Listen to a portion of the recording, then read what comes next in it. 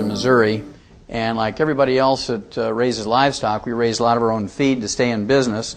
And we raise corn and soybeans and hay, and we grind this stuff up into a flour, and we'd add vitamins and minerals and trace minerals, make pellets, and you feed those calves for about 6 to 9 months, and then you ship them off to be butchered or maybe to other feeders. And you always save back the very best ones for yourself, and you knock them in the head and eat them. It's a real simple cycle on the farm. And the thing that fascinated me as a teenager was that we went to a great deal of trouble for those calves, and yet, as a family, we ate out of the very same fields. We'd keep back 5 rows of corn for ourselves. We had a garden at the end of the field where we grew our peas and beans and squash and tomatoes. And we wanted to live to be 100 with no aches and pains, and we didn't give ourselves the very same vitamins and minerals and trace minerals that we gave the calves. And I always used to ask my dad, I'd say, hey, Pops, how come we go to all that trouble for those calves and not for ourselves? And he'd say, shut up, boy. You're getting farm fresh food, fresh air, lots of free exercise. Don't ask complicated questions. And I was glad to get rid of the farm exercise and go to ag school at the University of Missouri. And there my major was in animal husbandry and nutrition. My minor was in field crops and soils. And I began to learn technical things about soil chemistry and how it related to tons and bushels per acre and ag economics. But I didn't get an answer to my basic question until I became a freshman veterinary student at the University of Missouri. And there I learned that the reason why we put all these vitamins and minerals and trace minerals into animal feeds, bottom line, is because we don't have insurance for them. We don't have Blue Cross, Blue Shield, major medical hospitalization, Medicare, Medicaid. And if we were to use a human healthcare type of system for animals, it'd be sticker shock for you. Your hamburger would cost you $275 a pound, boneless, skinless chicken breast would be $450 a pound, dozen eggs would be $50 just to pay for the healthcare. So we learned that we could keep the price of animal products such as meat and dairy and poultry and eggs down to where the average American could afford them simply by significantly reducing or totally eliminating healthcare costs. And we do that in animals by preventing and curing diseases with nutrition. Well, after graduating vet school, I went to Africa for a couple of years and got to work with Marlon Perkins from the old Mutual of Omaha Wild Kingdom days, and that was kind of a kick. Got to play Frank Buck, use a tranquilizer gun, tromp all over Central and South Africa for a couple of years. And then Marlon sent me a telegram and invited me back to the States. He'd gotten a $7.5 million grant from the National Institutes of Health, and this was more than 30 years ago, and this was to study pollution and ecology and the environment. And my job as the wildlife veterinarian on the project was to do autopsies of animals that died of natural causes in the big zoos around the United States. And I was supposed to identify or find a species of animals that was ultra-sensitive to pollution. And we're going to use that animal much like the old coal miners used to use canaries. You know how that goes. They take the canary down in the mine, and if methane gas or carbon monoxide were to leak in the mine, the canaries were more sensitive than the men and would drop off the perch and die, and long before the men were in danger of suffocating or blowing up. Well, to make a long story short, after some 12-plus years of working on this project, I had done some 17,500 autopsies in over 454 species of animals, plus 3,000 human beings for a comparison. And what I learned was that every animal and human being who dies of natural causes dies of a nutritional deficiency disease. And I got kind of excited about nutrition again, and I wrote 75 scientific papers on the subject, wrote chapters for 8 multi-author textbooks, actually contributed a textbook myself, 1,000 pages, 2,000 illustrations, and through the news releases that were in the big universities I worked with, I was on 2020. It was in 1,700 newspapers around the world through the UPI and AP Newswire services. And with all this public exposure and with all this scientific exposure, I couldn't get people who are in a position of authority, either in medical research or in politics, to get too concerned or interested in preventing and curing diseases in human beings with nutrition, just like we did in animals. Well, I got frustrated enough, I went back to school in Portland, Oregon, became a physician, and I practiced there for 12 years as a general family practitioner.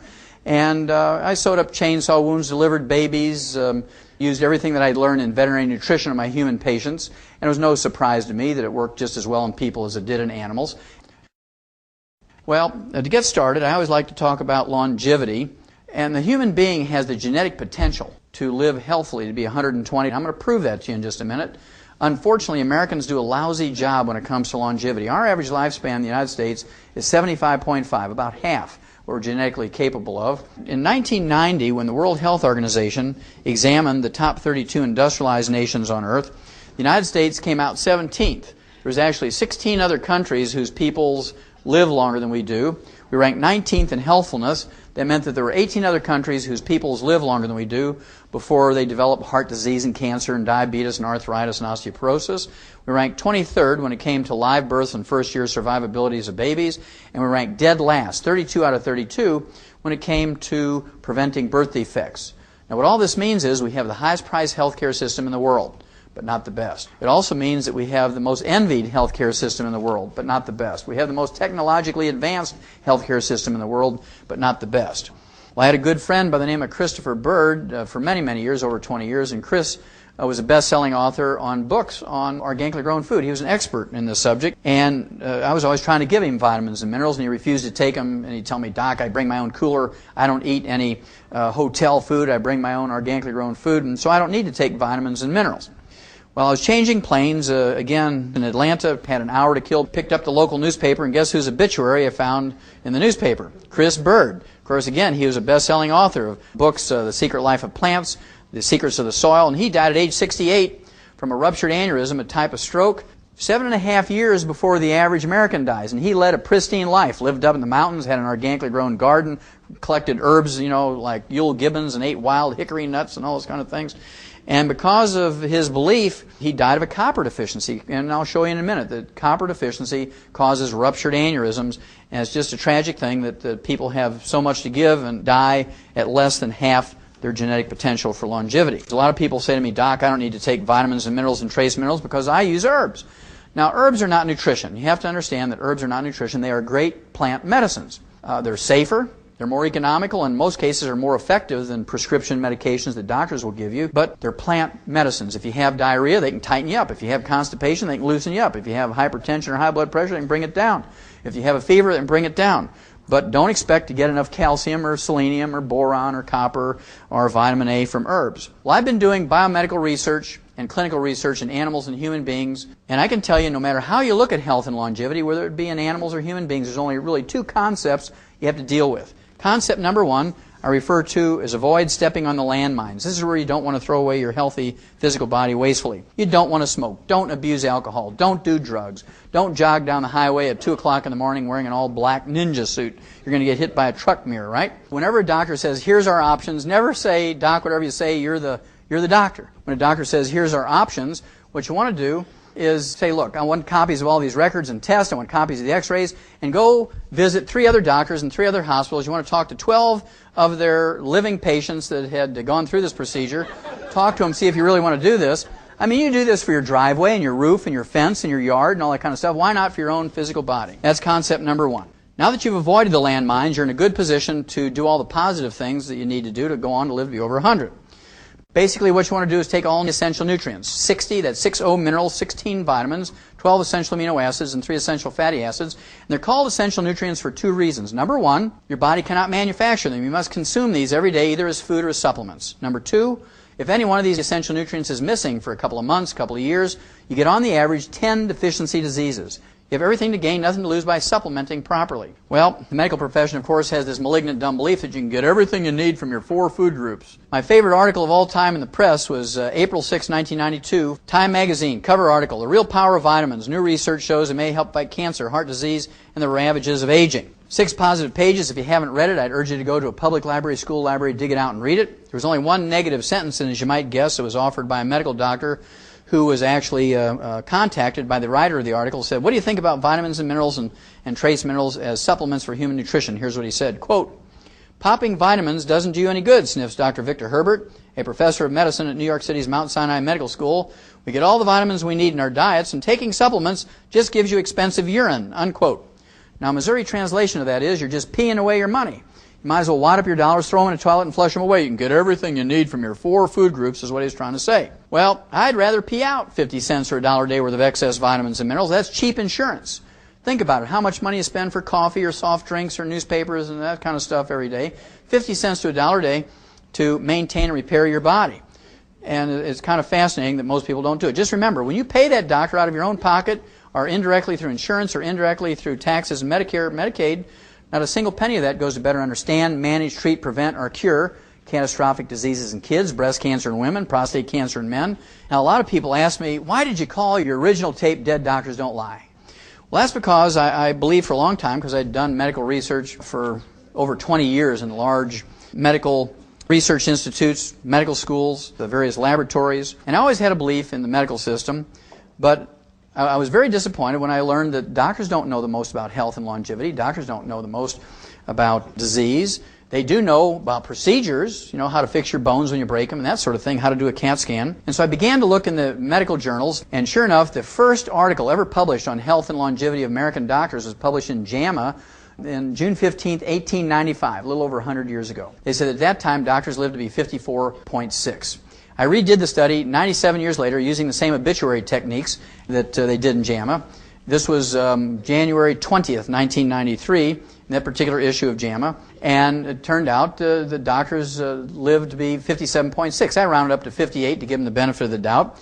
And doctors just went berserk when I said that. I mean, this was the most outrageous thing that they ever heard. My principle is, my premise is, that doctors don't live as long as the average couch potato in America. And I purposely put that figure out there at 58 to try and challenge people. Well, doctors immediately looked at all the insurance actuarial charts. They got 250,000 dead doctors. They said, your group's too small. So they looked at 250,000 dead doctors and they say, doctors don't live to be 58, they die at 62. They still don't live to be 75.5 like the average couch potato. We actually reran this again using the entire obituary history for 1996. And for the entire 1996, of all the doctors dying in 1996, with all the medical treatments and drugs and procedures and everything and transplants, doctors in that study lived to be 70. Still 5.5 years short of the average couch potato in America. So they still have never proven that doctors live as long as everybody else, and that's why dead doctors don't lie. Now, if you do everything right, how old can you live to be? Is it worth all the effort? I believe it is. Here's one. Christian Mortensen from San Rafael, California in August of 1995. Turned 113. August of 1996, he turned 114. He's still going strong. Certainly can live to be 115. Smokes a couple of cigars a day like George Burns, who also lived to be over 100. Certainly was, I guess the only exercise George Burns ever did was put the cigars in his mouth. This gal here, Dora Ramathebe from South Africa in July of 1995, turned 114. And when she was asked by the media, Dora, what do you attribute your health and longevity to? She did not say that we owe it all to our annual physical, our HMO. She said, I ate locust every day. Little grasshoppers. She's not a vegetarian. She's little animals. Pumpkin seeds, tortoise meat, wild herbs, dried fruit, and starts each day with a cup of coffee. This gal here, Margaret Skeets from Radford, Virginia, in 1994, was the oldest documented living American when she died at age 115.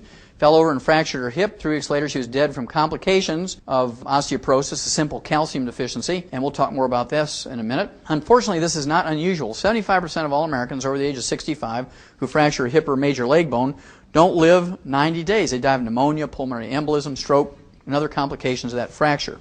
Susie Brunson, according to her family, in December of 1994, was the oldest American when she died at age 123. And they based their claim on her birth date, December 25th, 1870, which was recorded in the family Bible.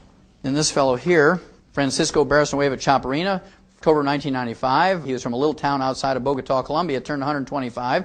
When he was asked by the media, Francisco, what do you attribute your health and longevity to? He said, well, I drink a gallon of goat's milk every day. Also, it's kind of fascinating in his birthday announcement. This is not an obituary, this is a birthday announcement.